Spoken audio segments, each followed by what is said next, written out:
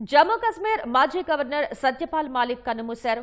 కొంతకాలంగా అనారోగ్య సమస్యలతో బాధపడుతున్న ఆయన ఢిల్లీలోని రామ్ మనోహర్ లోహియా ఆసుపత్రిలో చికిత్స పొందుతూ మృతి చెందారు. గతంలో గోవా, బీహార్, మేఘాలయ, ఒడిశా రాష్ట్రాలకు గవర్నర్గా సత్యపాల్ మాలిక్ పనిచేశారు. పార్లమెంట్ సభ్యుడిగా చాలా కాలం కొనసాగారు.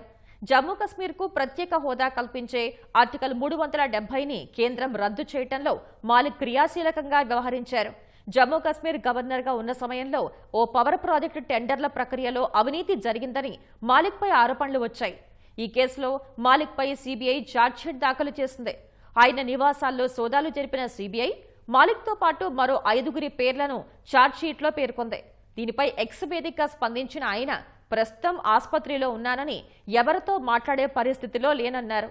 అయితే సీబీఐ ఛార్జ్షీట్ వేసే సమయంలో అస్వస్థకు గురై మాలిక్ ఆసుపత్రిలో చేరినట్లు ఆయన సన్నిహిత వర్గాలు తెలిపాయి.